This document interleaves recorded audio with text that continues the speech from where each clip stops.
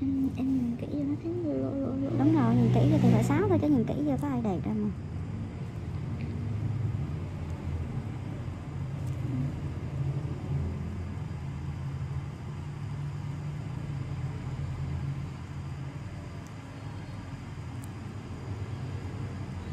Sao dặn bữa lục nó là bên mình thì có thiệt hại thì nó mất không chị? Có, nó ngập hết rồi. Bữa đi làm thì em không biết chị. Ừ. Ôi về dắt bộ về. Em tự nhiên bơi trong nước luôn. Bơi trong nước chứ tự nhiên. Thì cũng bị bơi trong nước luôn á. Xuống này đi. Dễ cho nó xuống.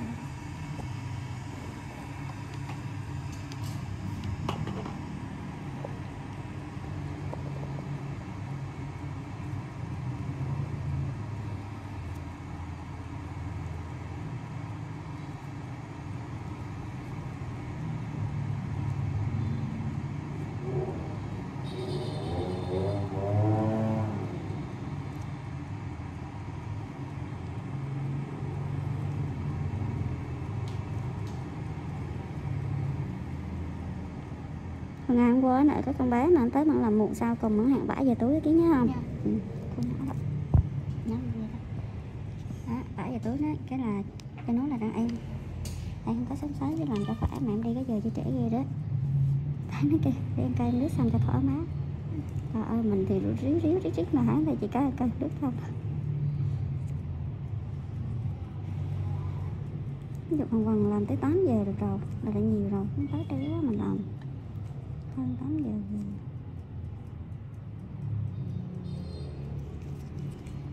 Là hôm nay em thấy nể mấy chị ghê luôn á. Ý là hôm nay nè em thấy nể mấy chị sợ luôn á. Trang ấy bình thường hả? Ý là ngồi được. Ngồi đỡ hơn đứng cả ngày chịu không nổi. Thiệt đó. Nhưng mà kiểu như là mấy chị giỏi á, mắt căng đây để mà sao khỏi tầng ly một tí á chị kìa. Nghề này đi tiền mà được hết á. Nhưng mà cái này ngồi ví dụ như tầm 6 giờ 5 giờ thôi chị. Cái trong nghề nó không được cái là có ngày công ngày ế. Chứ không phải ngày đâu, phải ngồi làm liên tục đó thì thật xong có chịu nổi đấy. Ngồi đó một tí. Ngồi đó.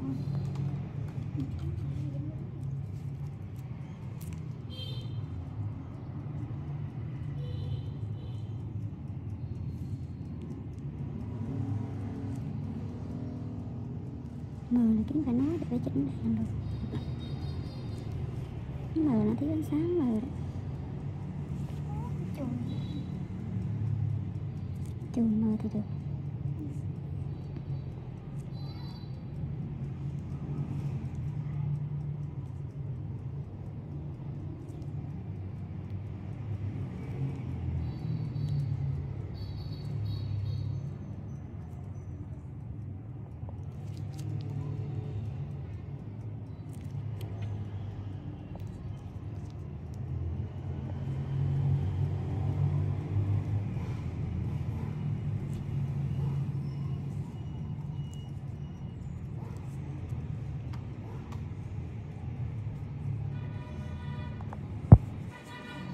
Lên trắng đi.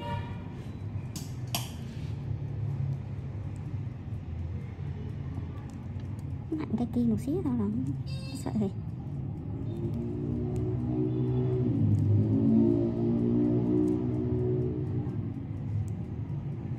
Lỡ cái kia một xíu là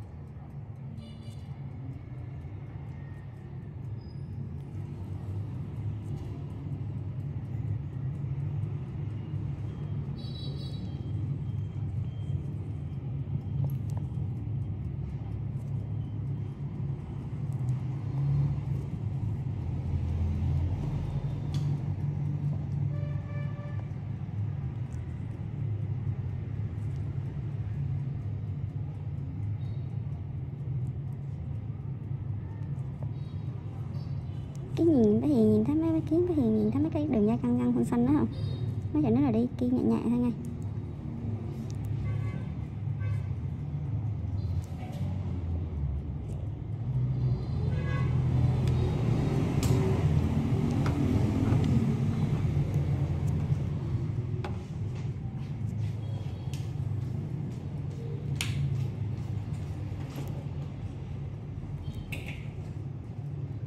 Thu nhỏ lại xíu thôi.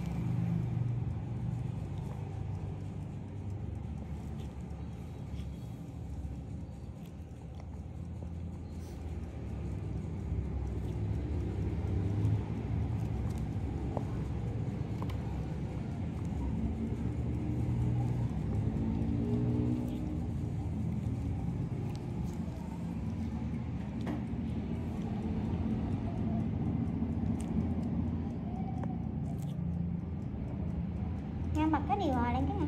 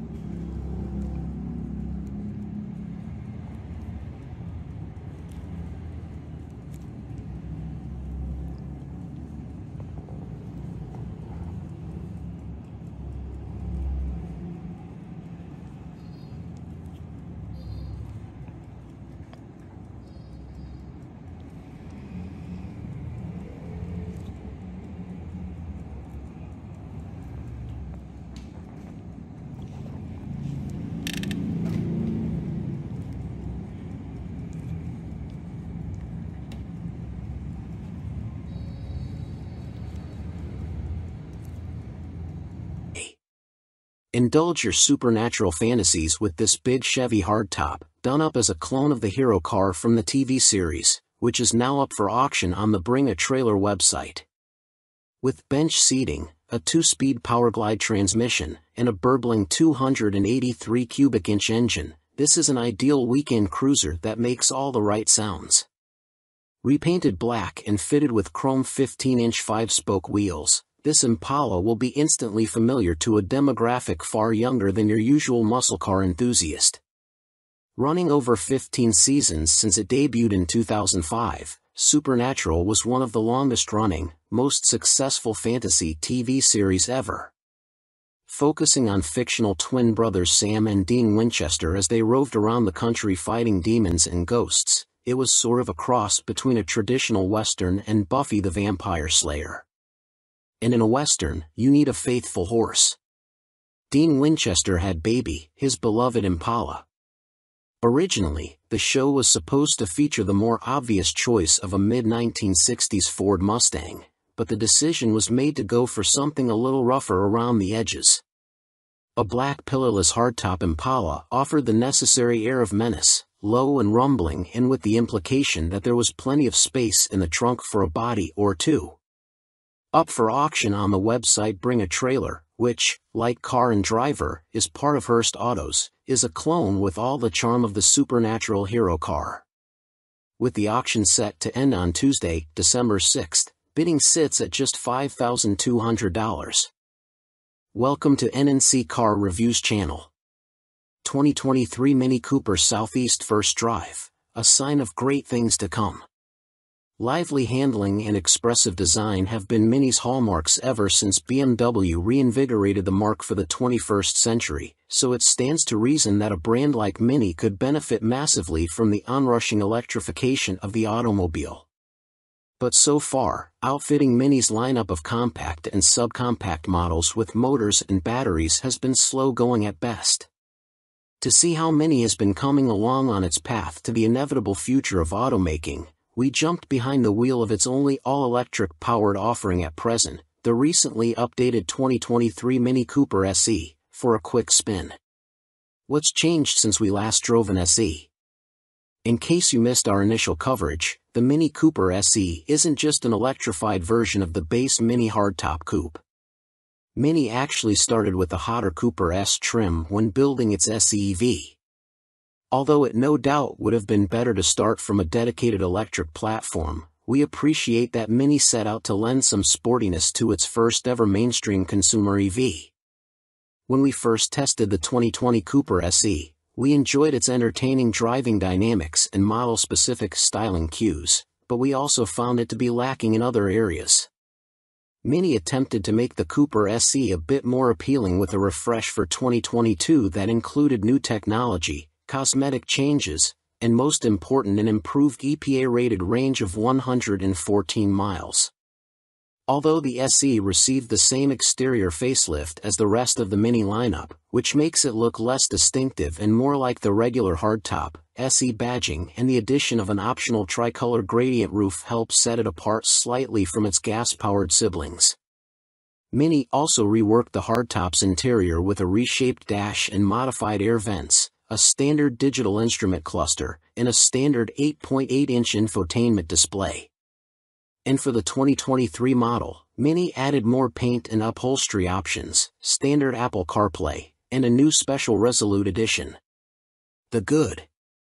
The Mini Cooper SE's new face is kinda cute, sort of like a Pokemon you can drive, and it's only available in a 2-door body style, a positive to us in a world where the number of true coupes is drastically shrinking.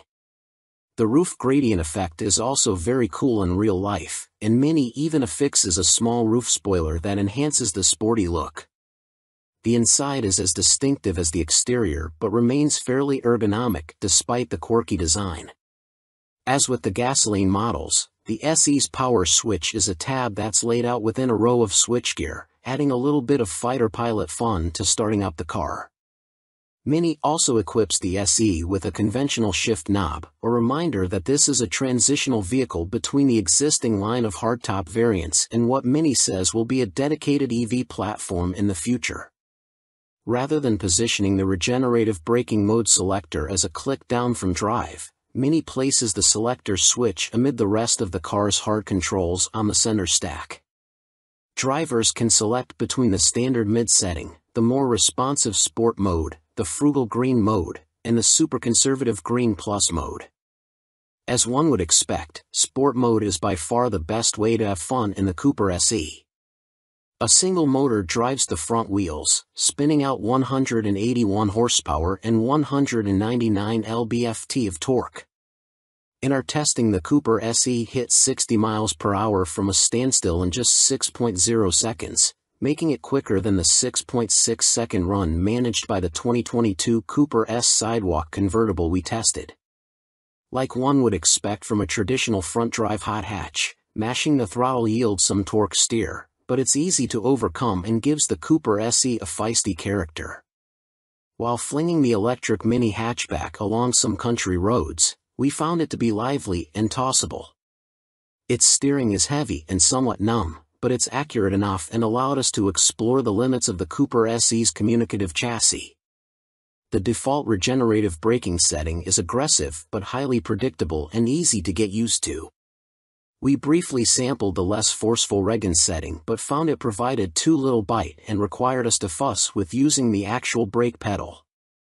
The Mini Cooper SE has all of the benefits of a small car, and its clever battery packaging allows it to swallow the same amount of cargo as a regular mini hardtop. Navigating traffic, engaging in a spirited drive, and parking are all strong suits of the electrified hatchback. In this regard, it looks like Mini has everything going for it when it does move over to building electric vehicles from the ground up. On the safety front, Mini offers a satisfactory suite of standard active safety equipment for the SE, including front collision warnings, automatic emergency braking, and lane departure warnings. Ticking the box for the driver assistance package adds adaptive cruise control, a head-up display, and a parallel parking assistant. Safety scores for the 2022 Mini Hardtop were fairly strong, with good scores in every crashworthiness category from the Insurance Institute for Highway Safety. The bad. On balance, the Cooper SE is a solid car, and we'd be lying if we said we didn't have fun hurtling it up a mountain road. That said, there were a couple of disappointing drawbacks that held it back from maximum enjoyment. The first is obvious, only 114 miles of maximum range. When we jumped in our SE test car at the staging area of the BMW Test Fest event, it showed 55% charge when we took off. A subsequent hill climb sapped a load of electrons from the SE's small 32.6 kWh battery. Even though the route was short, the range anxiety was real as we watched the available miles tumble in real time. In the 16.7 miles we drove from our starting point to the turnaround spot, the battery dropped to 25% charge, with about 20 miles of remaining range indicated. Not sure if the descent would actually add enough range to get us back to the staging area, we fired up Green Plus mode and carefully headed back down the mountain, attempting to recoup as much range as possible. The drive back didn't actually net us any more battery life, but we ended up with the same indicated remaining range and state of charge as we had at the highest point of our drive, a minor victory for the Mini. The second frustrating thing we experienced was that the car cuts power when charging hard at full throttle in some applications. This impinges on its hot hatch character, making it hard to rely on for the sporty performance that it otherwise delivers so well. Finally, the Cooper SE rides fairly stiff and allows a decent amount of road noise, so buyers who live in areas with a lot of poor roads should be wary. And although we appreciate that CarPlay is now standard, the 8.8-inch infotainment display feels pretty small, partly because of its location within the giant ring that Mini still slaps in the center of the dash. To heighten the Cooper SE's appeal, it would behoove Mini to also include Android Auto in the future. These deficiencies make it hard to recommend the Cooper SE as it is to most folks that need something for anything more than city commuting.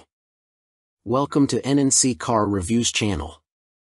BMW expands into hydrogen power with fuel cell SUV based on the X5. the BMW 9/5 hydrogen fuel cell SUV is now entering low-volume production and will begin testing in select regions next spring.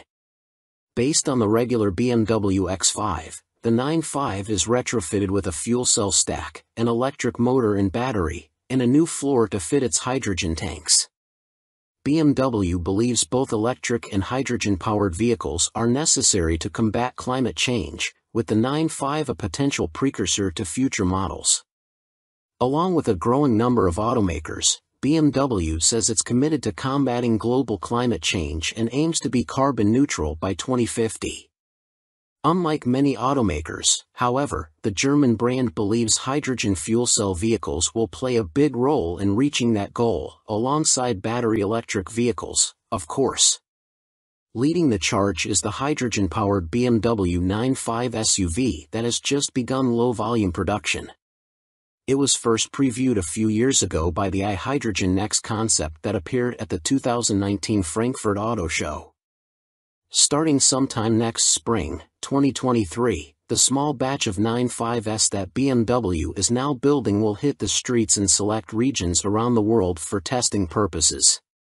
Based on the regular BMW X5, which is built in the company's factory in Spartanburg, South Carolina, the 9/5 is assembled at BMW's Research and Innovation Center in Munich, Germany.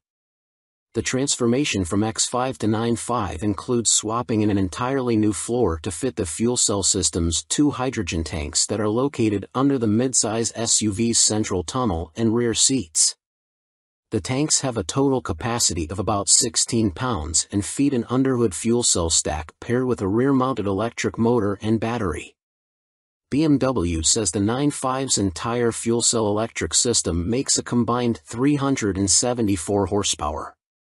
The company also says its curb weight is comparable to the plug-in hybrid X5, which weighed 5,627 pounds on our scales. BMW claims the 9/5 can accelerate from 0 to 62 miles per hour in under 7 seconds and has a top speed of 118 miles per hour. It also has an estimated driving range of around 310 miles. Although that claim is based on the optimistic European WLTP cycle. BMW believes that fuel cell powertrains will provide a carbon-free alternative to customers with needs that can't be met by EVs, such as those who need to refuel quickly and don't have fast charging access.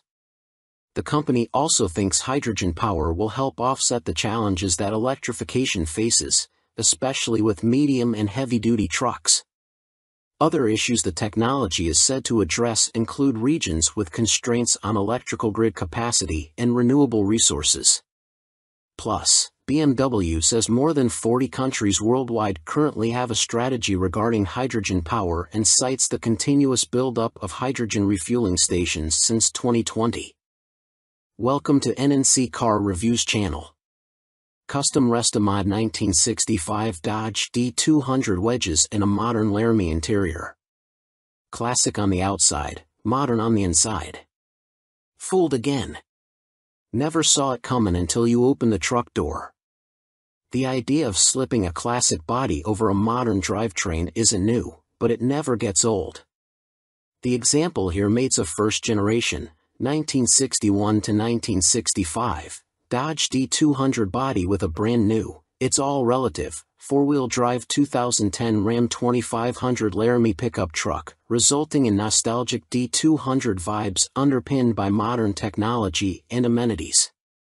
It's the best of all worlds, except for all the work involved and essentially devouring two different trucks. Let's just say, if it landed in the driveway, we wouldn't kick it out.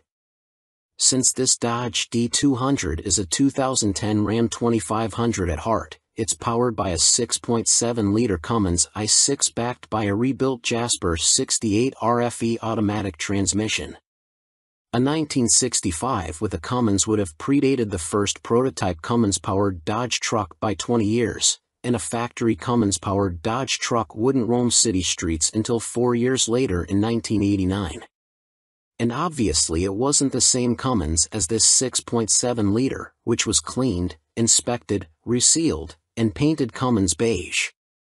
The 2010 Ram HD's Cummins, rated at 350 horsepower and 650 lb-ft of torque, would be quite a surprise upon popping the hood of the D200. The outside of this Oxford Grey Dodge D-Series looks smooth and straight, showing off the beautiful lines of that classic swept-line bed, which was cut down and modified to fit its new chassis. Likewise, the front fenders were extended, while a taller intercooler and radiator necessitated a 500 series truck grille filler panel for proper clearance. The modified and re-chromed 1965 bumper has chrome tow hooks. The side mirrors, door handles, rear bumper, and tailgate tout modern functionality despite their old-fashioned looks. The vintage-looking stainless power mirrors are compatible with the factory Laramie controls, and the polished original stainless refrigerator door handles were modified to work with the 2010 door latches, retaining power locks and door switches. The rear bumper houses factory 2010 backup sensors, and an aftermarket backup camera hides in the tailgate. Lastly, a flip-down license plate covers the hitch receiver. A 3-inch lift, suspended by Rancho shocks, looks correct atop 37 by 13.50 BF Goodrich KM3 mud-terrain tires. The white-black Rhino Armory wheels are highlighted by 96 polished stainless flange head bolts. Custom clips mount the polished OEM vintage Mopar hubcaps. Side note, we feel back for whoever's responsible for keeping these wheels clean. RBP power steps with LED lighting help passengers get in and out, and German Hella headlights and fog lights help light the road, as do LED taillights. While the outside looks like a 1965 Dodge D200, the inside does not, at all. From dashboard to front seats to all the wiring and modules, the brown interior is mostly 2010 Ram Laramie. That means dual-zone climate control, Laramie power heated and cooled front seats, heated steering wheel, and so on. That also means the factory-installed trailer brake controller, exhaust brake, and TPMS and ABS systems all work. Not bad for a 65. Welcome to NNC Car Reviews channel. Tesla Model 3 Highland update coming soon, according to insiders. Despite its continued popularity, the fact remains that the Tesla Model 3 EV sedan is getting a bit long in the tooth. The EV landscape is very different compared to when the Model 3 was first introduced, and the automaker faces real market threats from competitors like 2023 Hyundai Ioniq 5, which won our SUV of the Year award, and more directly from the upcoming Ioniq 6 sedan. So a new report from Reuters with insider details about a potential upcoming refresh are not surprising. Rumors have swirled for quite a while that Tesla has been working on an update to the Model 3 codenamed Highland, but thus far Tesla has not confirmed them. Despite that, for individuals with knowledge of the Highland project told Reuters that Tesla is getting ready to put the updated Mode 3 into production, and that it will feature new styling and other updates. However, it won't be merely a cosmetic refresh. Tesla is taking a hard look at the Model 3's underpinnings to find ways to simplify production and use fewer interior components, all in an effort to reduce cost. Despite recent reports that Tesla earns more profit per vehicle than Toyota, Tesla's stock has dropped by approximately 41% between September 2022 and November 2022. So, it's no surprise that the automaker is looking for ways to save money, especially on a high-volume car like the Model 3. 2 of the 4 unidentified sources claim that the updated Tesla Model 3 will be manufactured at the automaker's Shanghai and Fremont factories, with production in Shanghai starting in the third quarter of 2023. Welcome to NNC Car Reviews channel.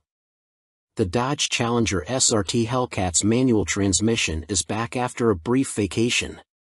Well, it looks like the Dodge Challenger SRT Hellcat's manual option, after having been removed from Dodge's site earlier in 2022, is back in the lineup for 2023.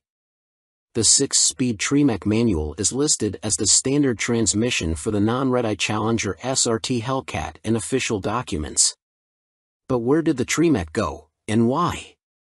Don't blame the lack of popularity of manuals in most new car sales. Dodge's reasoning is a bit more digital than that.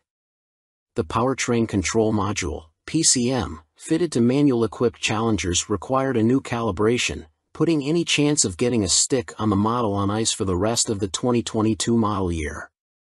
A forum post, via Road and Track, dating back to December 10, 2021 shows that the manual transmission version of the Challenger Hellcat was not available for 22. However, looking on Dodge's website at the time, every other manual option of the Challenger could be ordered, but the Hellcat manual isn't even on the site.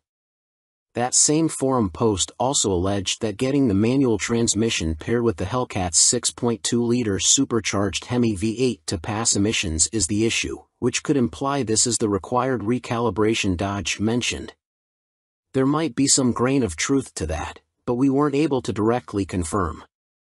When we did ask if there was a calibration issue with the Challenger Hellcat, Dodge acknowledged there was, but added that updating calibrations are a normal part of vehicle production and that this isn't related to the issues with silicon-based chip and PCM supply shortages currently disrupting the industry. Setting up this new calibration ultimately required, well, a single model year. After initially saying it was unsure of when the updated programming would be ready and the Challenger Hellcat would return to availability, Dodge quietly added it to its 2023 Challenger specifications documents. That means now, anyone interested in a manual Challenger Hellcat, and why wouldn't you be, needn't pick something else or go with the automatic if they have their hearts set on a supercharged 6.2-liter V8. Welcome to NNC Car Reviews channel. Toyota confirms Grand Highlander SUV with hybrid max powertrain. Toyota confirmed the existence of the new Grand Highlander SUV, which it plans to fully reveal at the Chicago Auto Show on February 8. The three-row SUV will likely fill the gap between the mid-sized three-row Highlander and the larger, body-on-frame full-size Sequoia. Notably, the Grand Highlander is wearing the same Hybrid Max badge as the top-spec Crown sedan, which suggests a 340 horsepower setup. It looks like Toyota wants to join in on the excitement surrounding enlarged versions of SUVs like the Grand Cherokee L and Grand Wagoneer L by making its own supersized version of the Highlander called, you guessed it, the Grand Highlander. While the current Highlander boasts impressive fuel economy in hybrid form, it can't compete with the third-row space of competitors including the Kia Telluride, Volkswagen Atlas, and Chevy Traverse. Toyota describes the Grand Highlander as the ultimate road trip vehicle, implying increased legroom and cargo space. The first teaser shot of the new three-row SUV gives us a glimpse at what the rear will look like. We're particularly excited about the Hybrid Max badge, which indicates the Grand Highlander Platinum will receive the same potent powertrain as the top-spec Crown sedan. In that car, the hybrid setup with a turbocharged 2.4-liter inline-4 gas engine produces a combined 340 horsepower and 400 pound-feet of torque. Toyota didn't give any information about the Grand Highlander's available powertrains, but it's likely the standard 265 horsepower Turbo 4 from the base Highlander will carry over to this new model as well. We managed to pull back some of the shadows layered over the photo to expose a bit more of the car. The increased visibility shows similar squared-off styling to the current Highlander, but also includes a pair of round exhaust tips not found on the standard version. The taillights take on a C shape, and a new light bar spans the spoiler. We don't have any other info on pricing or when we'll actually start seeing the Grand Highlander on the road, but we do know that Toyota is planning to do a full reveal of the SUV at the Chicago Auto Show on February 8. Welcome to NNC Car Reviews channel. The Toyota Land Cruiser will likely return to US. The globally iconic Toyota Land Cruiser off-road SUV is the automaker's longest-running model, since 1951, just no longer in the US as of last year, for whatever reason. There's now a new global Land Cruiser, the J300 series, and we still get the Lexus LX luxury SUV that's based on that global model here. However, our options may be expanding beyond Lexus once again in a few years' time, according to Jack Hollis, Executive Vice President of Sales for Toyota Motor North America.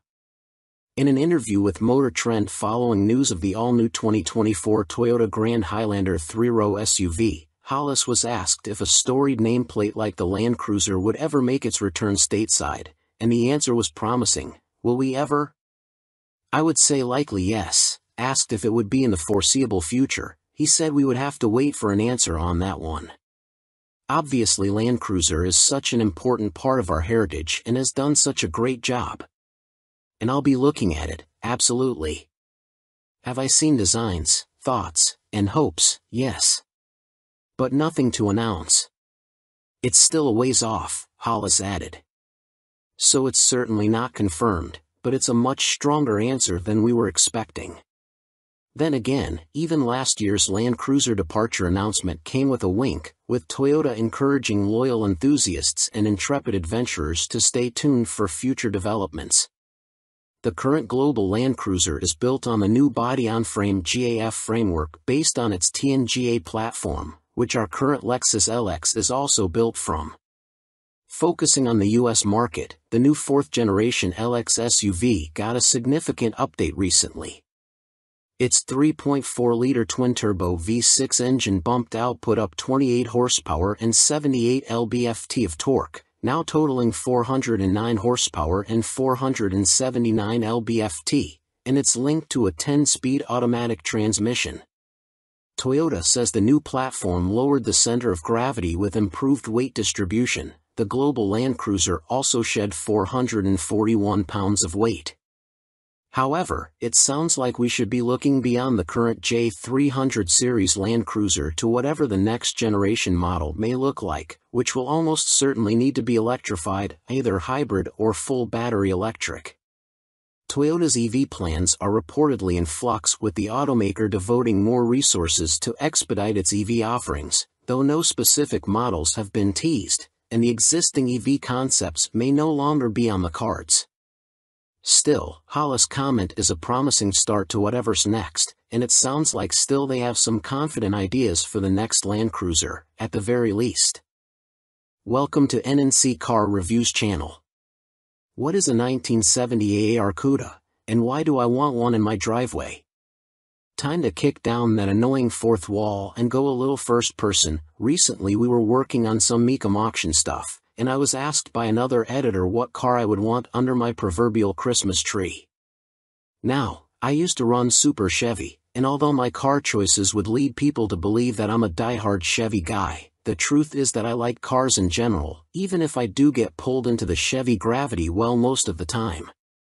After browsing the Kissimmee, Florida, Mecum listings, I found the car I would want, a 1970 AAR Plymouth Barracuda.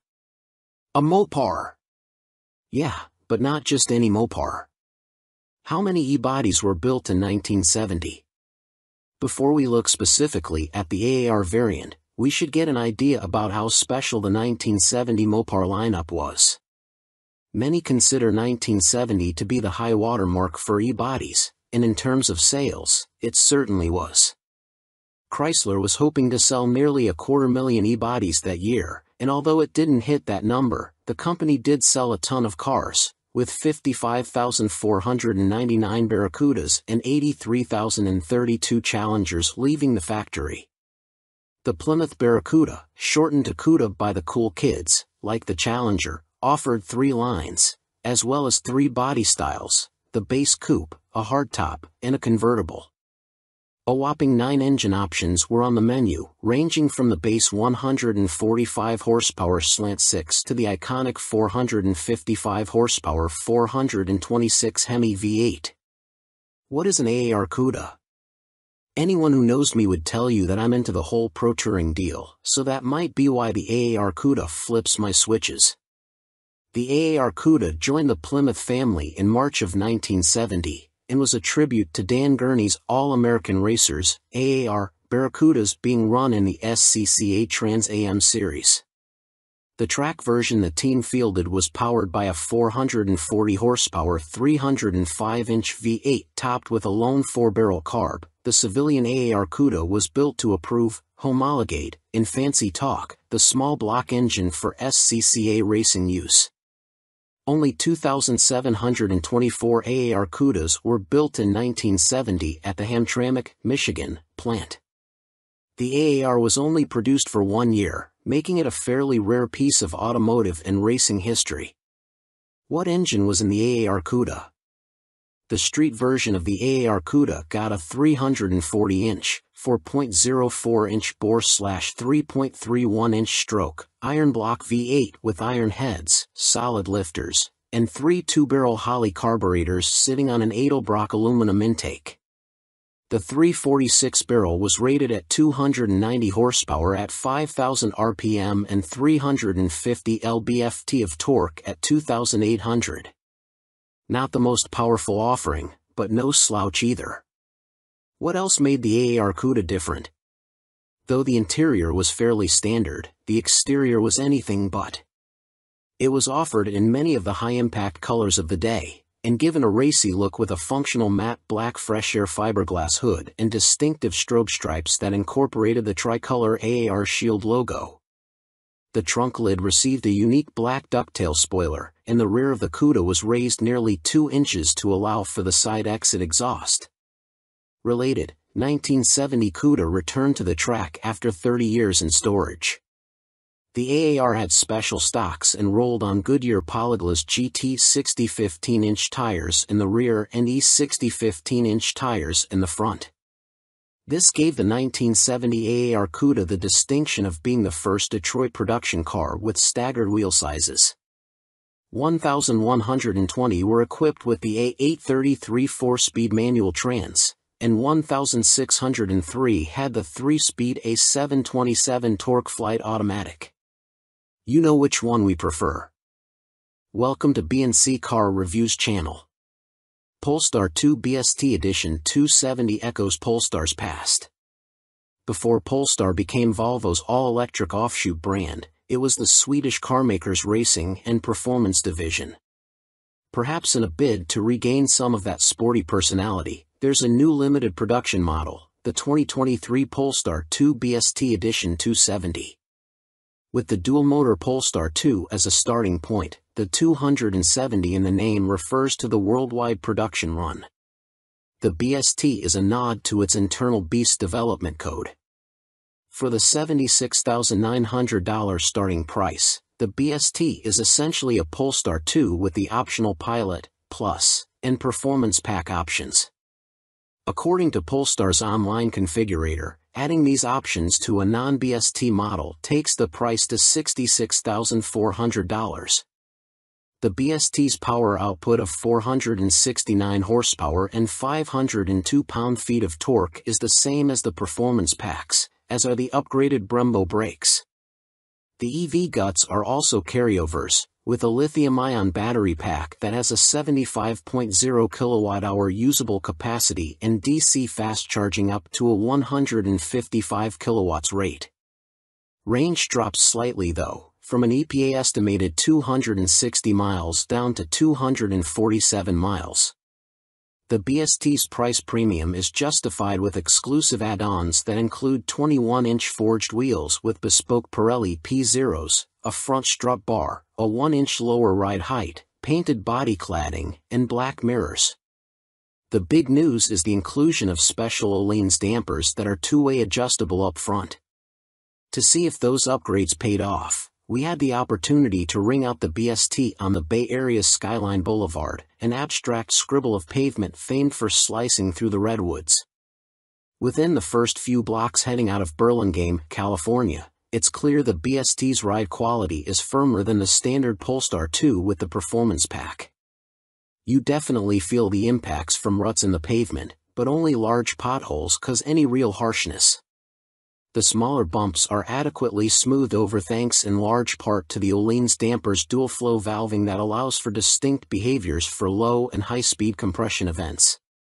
It's similar to how progressive springs can add some initial compliance for comfort and stability while also having greater resistance when cornering hard. The difference is that the Öhlins dampers are more easily adjustable to suit your tastes. The coilover spring preloads are also manually adjustable with the right tools. Polestar's Christian Sampson, head of product attributes, informed us that our BST was set to 7 on the adjustment scale of 1 to 22, with 1 being the firmest and 22 the softest. That potentially leaves a lot more compliance for everyday comfort and a bit more firmness for a track day, though the 127 miles per hour top speed will limit how much fun you can have on the straightaways. As we find our way to Skyline Boulevard, the suspension begins to shine. You feel a strong connection to the BST and the Pirelli's contact patches with every nudge of the steering wheel, though the steering effort seems too light for spirited driving. In typical EV fashion, having the batteries below the floor masks a lot of the small hatchback C/D estimated 4,700 pound curb weight. It's easy to get acclimated to the BST's handling characteristics, and in no time we're pushing harder and harder into each consecutive turn. Larger undulations in the road can cause some alarming hops, though. The Polestar BST is as entertaining and lively as the BMW i4, and the lack of synthetic motor noises gives it a more zen-like experience. You hear the tires squeal in turns and whimper when you're hard on the brakes. They give a very good indication of how much harder you can drive in a delightfully old-school analog manner. We executed a very subtle four-wheel slide in one bend and were pleased with how intuitive and effortless it was to manage. There weren't any snap releases from adhesion, nor was there any need for any rally car histrionics by sawing away at the wheel. Like a gold medal gymnast, it just stuck the landing. The BST was also well-mannered on slick roads. Mid-corner bumps were barely acknowledged, and there was still an abundance of grip to keep charging with more aggression than most drivers would consider sensible. There's no doubt that the BST is a very different beast compared to the Polestar 2. It's a hardcore version for the few who are willing to sacrifice some comfort for cornering excellence. It's as good a dance partner as the i4, and its interior is noticeably nicer than that of a Tesla Model 3.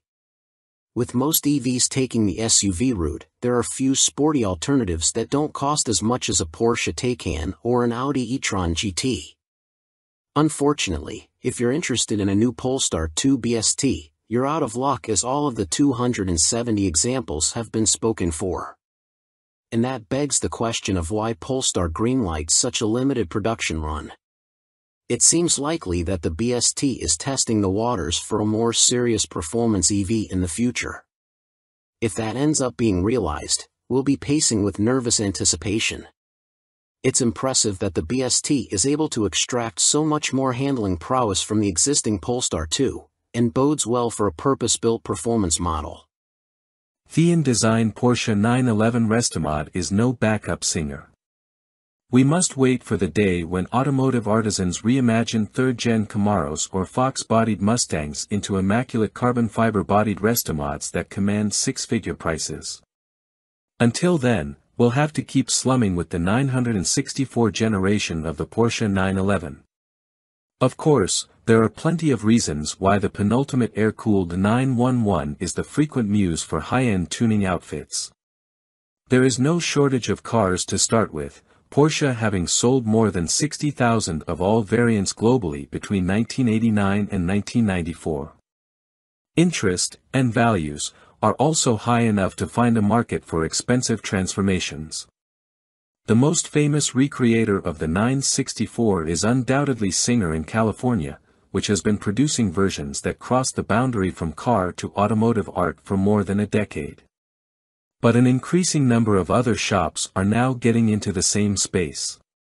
Last year, we told you about an EV version produced by Everetti in the UK, although we struggled to see what the electric powertrain added to the experience. Now here's another British firm, but this one sticks with internal combustion. The small shop is called Thean Design, and it gave C/D the chance to experience a partially carbon fiber-bodied 964 just before it was shipped to a buyer in Chile, hence the car's Chi001 name. Oh, and that customer is a successful blueberry farmer, if you're wondering about the reason for its violently violet color scheme. As with many similar businesses, Thean Design was born from a personal passion, in this case, the quest of a man named Adam Hawley to build his own perfect 964 while working 9 to 5 as a car designer for big auto companies including Jaguar Land Rover. The car was eventually finished to a standard that had friends and acquaintances asking him to create something similar for them, leading to the establishment of Thean Design with business partner Lucinda Argy, who is also his wife. While the Thean Chi 001 shares its basic form with the 964, its detailing is clearly inspired by that of earlier 911s. It has lost the full-width rear light bar it was built with and gained both 930 turbo-style bumper overriders and headlamp bezels.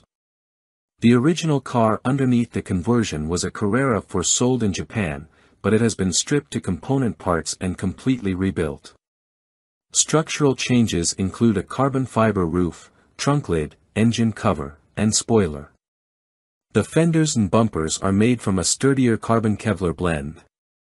Weight saving over a regular 964 is around 220 pounds, according to Hawley, with the part composite bodywork also making the car stronger.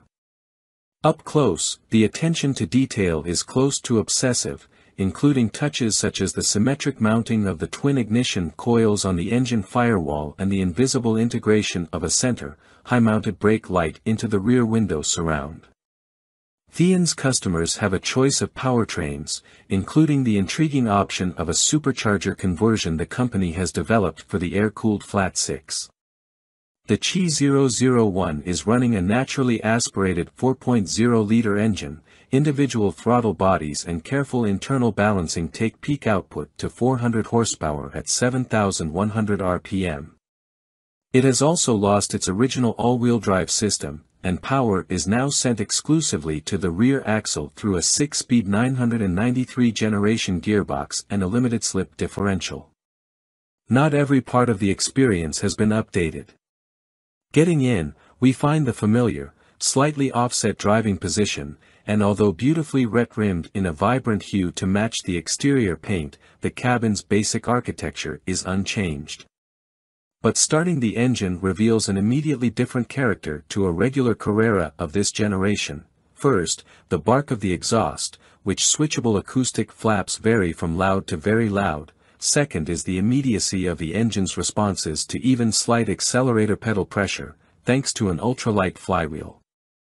Comparing Thean's car with a regular 964 is made complicated by the increasingly distant memories of what the original car was like when new, but this one drives with a level of poise and precision it seems hard to imagine that any stock 964 possessed even when factory fresh, with the possible exception of the famous RS variant. The Chi 001 steering feels direct and slack-free for an air-cooled 911. It retains hydraulic assistance, but this is now powered by an electric pump. Revised suspension geometry, stiffer bushings, and active dampers increase the precision with which the front end can be placed, although they also mean there is less sense of the 964's fundamental rear-biased weight distribution in corners. Easing the accelerator with the chassis loaded up tightens the line progressively but not snappily. The biggest dynamic difference is probably down to the modern Michelin Pilot Sport PS2S mounted on the period Fuchs-style rims, which give an abundance of grip. The ride is firm even with the adaptive dampers in their softest setting, but not uncomfortably so. Yet the engine is the Chi 001 starring feature, impressively muscular low down but with what feels like an inexhaustible appetite for revs that the scalpel-sharp accelerator encourages a driver to exploit. The tachometer only goes to 8,000 rpm, but the limiter is actually another 500 rpm beyond that. Working against just 2,570 pounds, it feels 21st century fast, too. The gear shift is perfectly weighted, and despite the switch to carbon ceramic brakes, the middle pedal feels similarly natural in its responses. This love story may have you question our critical faculties, but the car does have some downsides. The first is the price. While considerably short of the seven-figure expenditure required for one of Singer's pixel-perfect offerings, a buyer will still need to pay Thean around $500,000, at current exchange rates, to get something similar to this car, plus the cost of the donor 911. The second is the weight. The company already has a substantial order bank it needs to work its way through and can build at no more than 5 cars a year. Welcome to B&C Car Reviews channel. Steve McQueen's Bullitt movie Mustang suddenly reappeared. This is how it happened. Steve McQueen's Highland Green 1968 Ford Mustang GT Fastback vanished 38 years ago. The ominous-looking pony car with the barking 390 cubic inch V8, which starred in one of the greatest chase scenes in movie history in the film Bullitt, with McQueen doing the driving in many of the shots, may have been lost, but it was never forgotten. Certainly not by Mustang aficionados, who speculated on its whereabouts for almost 4 decades, titillated by the occasional internet post or word of a spectral sighting. So when the Bullitt Mustang suddenly appeared at a Ford press preview at the North American International Auto Show in Detroit on January 14, 2018, the assembled journalists, car nuts, Ford execs, and Mustang fans went full geek. The synchronicity of the car's breaking cover in the same year as the Bullitt movie's 50th anniversary, and at the same event where Ford revealed its 2019 Mustang Bullitt tribute model, the third since 2001, is just too perfect for it to have been happenstance. And yet it largely was. As those involved tell it, the Bullitt Mustang never would have resurfaced in Detroit had it not been for a coincidence of cosmic proportions, the sheer luck of fortuitous timing, and, especially, the efforts of a determined coterie of emotionally invested volunteers. It took 30 seconds for the Bullitt Mustang, in original, if dilapidated, condition, to rumble onto the stage at Detroit's Cobo Center, but it took a village to make it happen. The backstory. The movie car's trip to the auto show stand actually started in earnest in December 2015, according to its owner, Sean Kiernan. Kiernan, 36, inherited the Bullitt from his late father.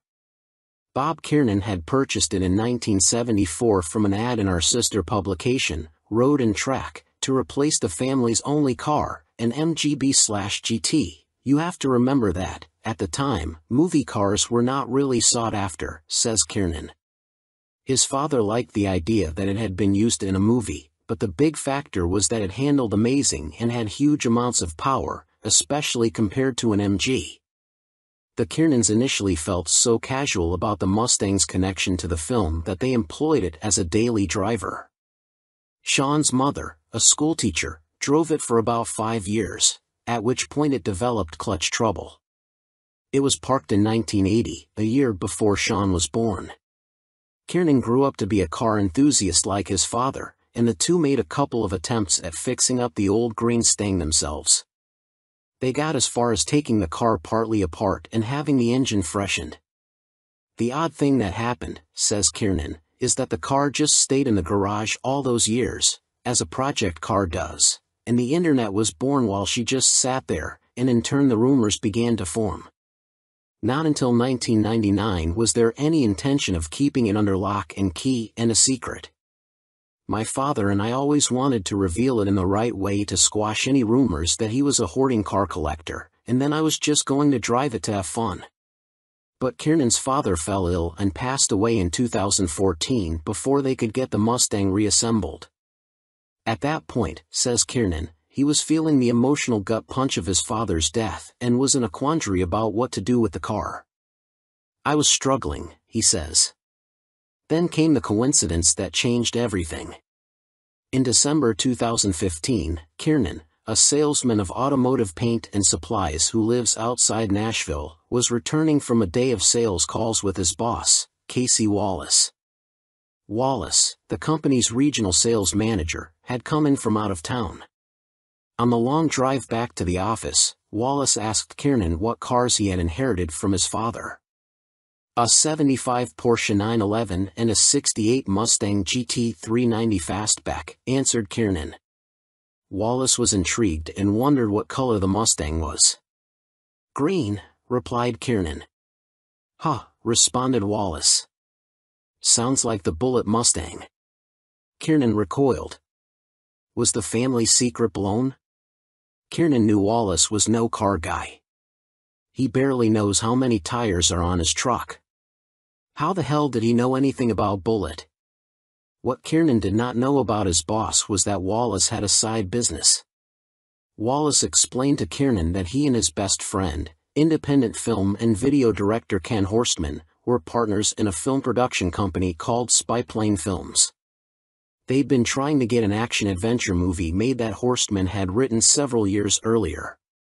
It revolved around two 18-year-old friends discovering the Bullitt Mustang in a barn and what happens after they buy it for a few $1,000s from the owner, who doesn't know what it once was. Bad guys arrive and separate the kids from the car. Mayhem and car chases ensue. Wallace and Horstman were working on financing their movie venture.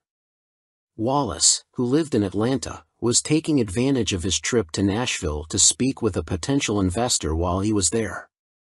"How close is your car to looking like the Bullitt Mustang?" asked Wallace. Damn near exactly like it," Kiernan answered, stunned. What were the chances that a fellow paint salesman who happened to be Kiernan's boss also happened to be in the movie business? And that same person also happened to be trying to make a film that happened to be about the Bullitt Mustang that Kiernan happened to own? And then, recalls Kiernan, I had this overwhelming feeling. It was actually the first time I had felt my father's presence since he had passed away. I felt him in the truck with us.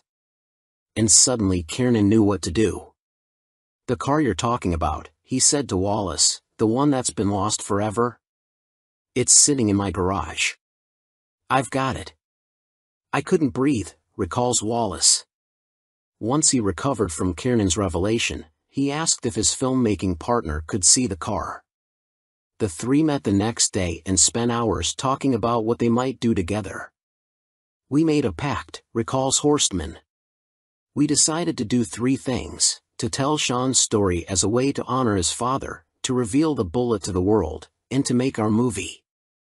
It was enough to motivate Kiernan, a hands-on car guy with lots of experience wrenching, to reassemble the Bullitt and get it running again. Verifying provenance. But how to proceed with their three-pronged plan? The first step was to get the car authenticated. "Of course, we knew it was authentic," says Kiernan. He even had a letter from Steve McQueen to his father written in 1977 asking if he could buy the car back. Bob Kiernan turned McQueen down. After some research, Horstman reached out to John Clore through LinkedIn. Clore, a Gonzo Mustang nut, is also Ford Performance's enthusiast communications manager, the company's public relations liaison with all of the Mustang clubs scattered across America. That first connection was key. "I'm a Mustang enthusiast," says Kiernan, laughing, "and I'm also a lurker on all kinds of Mustang forums. I had to be. I never wanted it to be discovered that we had the Bullitt." John Clore had a big presence on the forums. And I'd seen him in the Mustang documentary A Faster Horse. Although Horstman's note was of necessity vague, Clore wasted no time in responding. "Welcome to B&C Car Reviews channel. Tested, 2022 Volkswagen Taos plays big among subcompact SUVs." The all-new 2022 Volkswagen Taos is the product of a familiar pattern in the car business. As a particular vehicle segment, in this case, crossovers, grows in popularity, manufacturers tend to enlarge and differentiate their entries to make room for new models that fill the newly created gaps in their lineup. With VW's range of SUVs in the United States swelling to include the compact Tiguan, the midsize Atlas and Atlas Cross Sport, and the electric ID.4, sort of an SUV, we guess, a vacancy has opened up in the increasingly popular subcompact space, among the likes of the Jeep Compass, Kia Seltos, and Subaru Crosstrek. It also helps that VW won't be offering Americans a regular, non-GTI version of its latest Golf hatchback, which we're still sore about. At least the Taos is a compelling little crossover on most fronts. Little is sort of misleading, though, as the Taos is one of the larger players in its class. Its MQB-based architecture rests atop a wheelbase of either 105.6 inches for the all-wheel drive variant or 105.9 inches for the front driver. It has a huge back seat for a subcompact SUV, and its capacious and easily accessible cargo hold can swallow 25 cubic feet of stuff behind the rear seats, 28 cubes if you forego all-wheel drive. On the road, if you don't know to look for its distinguishing design cues, a broad LED light bar that connects the standard LED headlights plus chrome Taos lettering on the rear liftgate, you can easily mistake it for a slightly larger Tiguan. VW says the name Taos refers to the rugged, picturesque town in New Mexico. We didn't go there for our drive, but we did traverse our local Michigan haunts in front drive and all-wheel drive variants, both top SEL trim levels. Powering the Taos is a new 1.5-liter version of the EA211 turbocharged inline-4. A 1.4-liter EA211 is found in the Jetta sedan.